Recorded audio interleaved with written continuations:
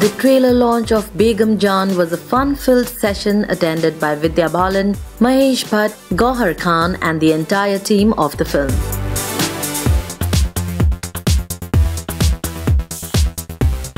Everyone's been asking me कि trailer कब launch हो रहा है, ट्रेलर कब लॉन्च हो रहा है. मैंने कहा थोड़ा बेसब्री बढ़ाऊं और फिर दिखाऊं. हाँ, क्योंकि इसमें इतना धमाका है हाँ कि 1 महीने से ज़्यादा लोग वेट नहीं कर पाते थे. तो इसीलिए हमने सोचा कि मार्च 14 को आराम से रिलीज़ करते हैं, सबको दिखाते हैं, फिर 30 दिन आप लोग वेट करते रहना, अप्रैल 14 को रिलीज़. हर बार मेरे दिमाग में कभी गाली चलती है और मैं बक नहीं पाती. इस फिल्म में श्रीजीत ने मुझे छूट दे दी.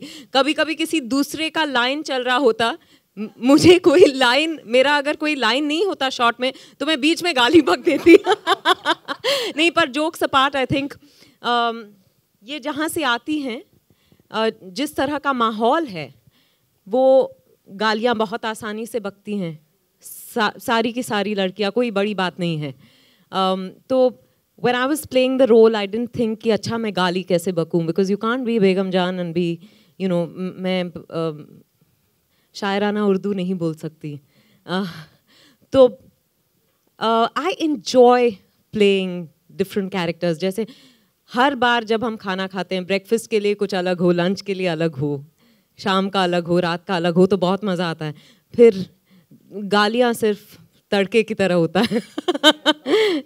I wouldn't have had the courage to do this film with anyone else. मुझे पता था कि अगर सेंसर के साथ झगड़ा करना पड़ा तब मुकेश जी और भट्ट साहब लड़ जाएंगे. वो इस तरह की फिल्म करने के बाद वो आश्वासन हो तो आप पूरी तरह से ईमानदारी से परफॉर्म कर सकते हैं. नहीं तो अगर आपको पता हो कि कट सकता है और कोई कुछ नहीं करेगा, तो फिर आपकी मेहनत कम हो जाती है. So thank you very much and thank you play entertainment for partnering on this. As a woman and as a student of sociology मैंने काफ़ी पढ़ा है इसके बारे में. तो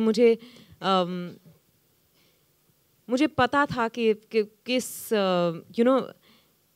सुपरफिशियली तो नहीं कहूँगी, पर अकेडमिकली मुझे पता था कि क्या है.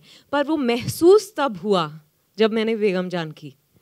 वो क्योंकि आप पर्सनलाइज करते हैं, तो आप पढ़ सकते हैं और कह सकते हैं कि अच्छा लीगलाइज होना चाहिए, नहीं होना चाहिए. ये सब डिबेट्स तो कितने साल से चलते आ रहा है. पर जब आप खुद उस किरदार को निभा रहे होते हैं, आप पर्सनलाइज करते हैं, फिर आपको एहसास होता है कि वो जो एक्सप्लॉयटेशन ऑफ द बॉडी होता है, जब आप बॉडी को ट्रेड करते हैं for survival, I don't think it can be, even if you've done it 2000 times, I don't think it can get easy. इसके वजह से जब मैं भाषा की बात कर रही थी, गुस्सा होता है उनमें, वो और किस तरह से गुस्सा निकालेंगी. मंडी से लेकर के और बेगम जान तक की जो मेरी जर्नी है वो बहुत ही चैलेंजिंग रही है. फ़र्क मंडी और बेगम जान में ये है कि एक तो ऑडियंस बदलती है. ऑडियंस को ये देखना पड़ेगा कि औरतें कहाँ कहाँ से क्या क्या दिल में छुपा करके क्यों उस मुकाम तक जाती हैं. दूसरी बात ये कि जो श्रीजीत की फिल्म है और मंडी है, उस वक्त मैं धंधा करती थी, इस वक्त हम लोग सीनियर होके बैठे हैं आप धंधा करवाते हैं, आप धंधा करवाते हैं. और सबसे बड़ी बात ये है कि ये इसमें बंटवारे को लेकर के वो जो लाइन है कि किस तरीके से एक लाइन घर को बांटती चली जाती है, वो इसकी एक सारी औरतों में आपने कहा कि हाथ में हुक्का और आंखों में शैतानी पर कोमल से दिखने वाली ये है मर्दानी. जो मर्दान की औरत की इस फिल्म में आई है, हमारी में सिर्फ नज़ाकत थी, कोटे थे, झनकार थे, ये कुछ और है, ये कुछ और है. And I am proud to be associated with Sreejith and Mahesh ji. और दूसरी बात ये, एक गायिका के हिसाब से मुझे दुख तो बहुत लगता है कि ऐसा रोल मुझे मिला है जिसमें कहा कि अच्छा गाना सुनो, गाना मत. तो इतना बढ़िया म्यूज़िक है, इतना बढ़िया म्यूज़िक है. मैंने सोचा कहीं तो मैं गुनगुनाऊं, वो आपने मुझे मौका नहीं दिया. हाँ, गुनगुना दो. नहीं गुनगुना सकती.